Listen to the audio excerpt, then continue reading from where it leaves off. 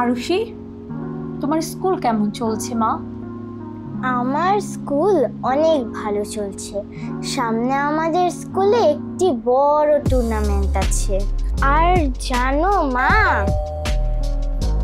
তুমি একটু বসো, আমি দেখি কে আসলো। আচ্ছা।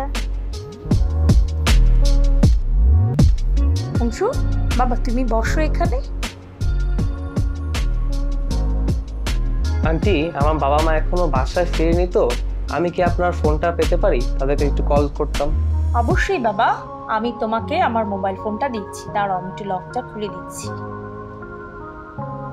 এই নাও বাবা।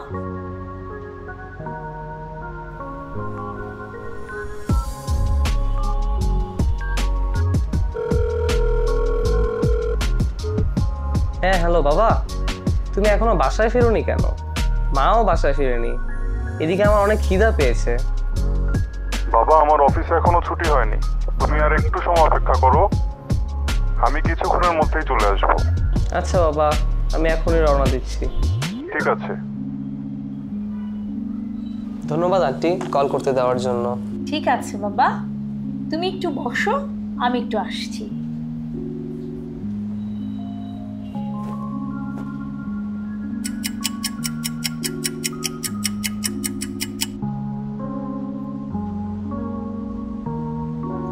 অংশু, বাবা তোমার তো অনেক ক্ষুধা লেগেছে। তোমার মা বাবা কখন অফিস থেকে আসবে? আমি তোমার জন্য একটু খাবার নিয়ে এসেছি, তুমি এটা নিয়ে বাসায় গিয়ে খাবে। ধন্যবাদ আন্টি খাবারটা দেওয়ার জন্য। আমি এখন উঠি।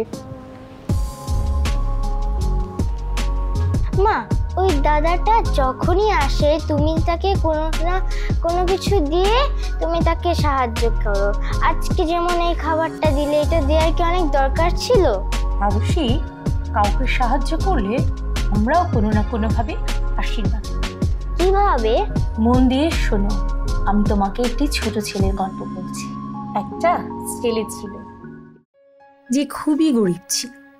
নিজের খাবার ও পড়াশোনার জন্য সে এমন কাজ করত যেগুলো অন্যের চোখে ভালো কাজ নয়। একদিন স্কুল শেষে সে যখন বাসায় ফিরছিল, তার অনেক ক্লান্ত ও খিদে লাগছিল।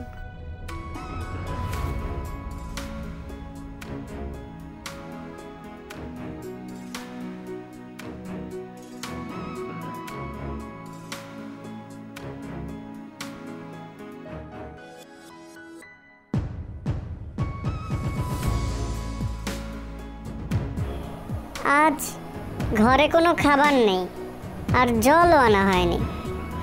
রাতে আমার কোনো কাজ নেই, মনে হচ্ছে জল খেয়েই আমার পেট ভরাতে হবে। এই কথা চিন্তা করে সে বাড়ির পাশেই এক প্রতিবেশীর বাসায় গেল। সে দরজায় শব্দ করল, একজন দরজা খুলল।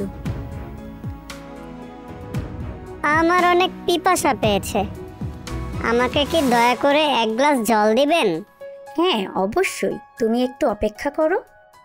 মেয়েটি ছেলেটাকে দেখেই বুঝতে পেরেছে যে তার অনেক খিদে পেয়েছে, তাই জলের পরিবর্তে এক গ্লাস দুধ তার কাছে নিয়ে গেল।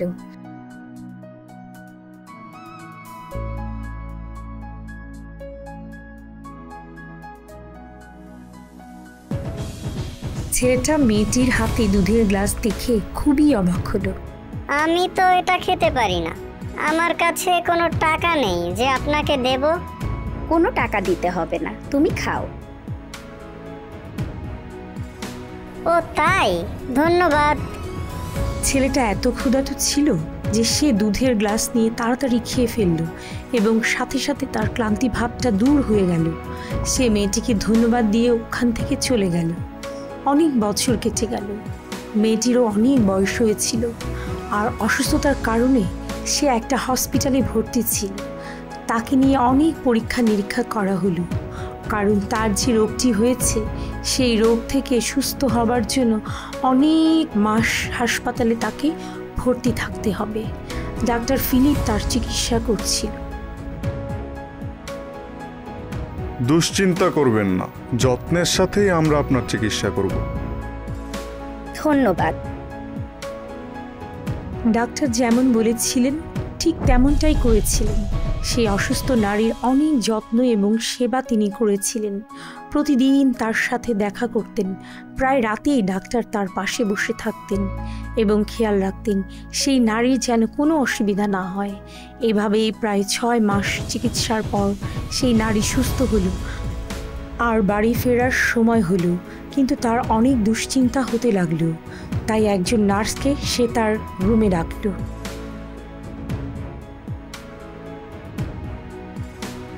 আমি এখন সুস্থ এবং বাসায় ফিরতে পারি, কিন্তু দুশ্চিন্তা হচ্ছে আমার এই হাসপাতালের কত বিল হয়েছে। আমি মনে হয় সব বিল পরিশোধ করতে পারবো না। এই নিয়ে আপনার দুশ্চিন্তা করতে হবে না, কারণ বিল ইতিমধ্যেই জমা দিয়ে দেওয়া হয়েছে। এটা কিভাবে সম্ভব? আপনি নিজেই বিলের কাগজটি দেখুন। কাগজটি দেখে তিনি খুবই অবাক হলেন। কাগজে লেখা ছিল বিল আগেই জমা হয়েছে। বহু বছর আগে যখন একটি ক্ষুধার্ত ছেলেকে জলের পরিবর্তে 1 গ্লাস দুধ দিয়েছিলেন, কাগজটিতে স্বাক্ষর করেছিলেন ডক্টর ফিলিপ। সেই নারী তখন অবাক হয়ে গেল যে ডক্টর ফিলিপ সেই ছেলেটি যাকে অনেক বছর আগে একবার সে সাহায্য করেছিল, এবং ডক্টর ফিলিপ সেটা মনেও রেখেছে। আর আজকে ডক্টর ফিলিপ তার প্রয়োজনে সাহায্যের হাত বাড়িয়ে দিয়েছে। দেখেছো, ছোট ছেলেটি সেই ছোটবেলায় সে যে উপকৃত হয়েছিল সে সেটি ভুলেনি, এবং যখন সে বড় হয়েছে তখন তাকে আরো বেশিভাবে সাহায্য করেছিল। তুমি কি দেখেছো? আমাদের সব সময় সুযোগ পেলে অন্যকে সাহায্য করতে হবে কিংবা অন্যকে উপকার করতে হবে। মনে রাখবে, আমাদের জীবনেও কখনো না কখনো কেউ সাহায্যের হাত বাড়িয়ে দেবে। আমি বুঝতে পেরেছি মা।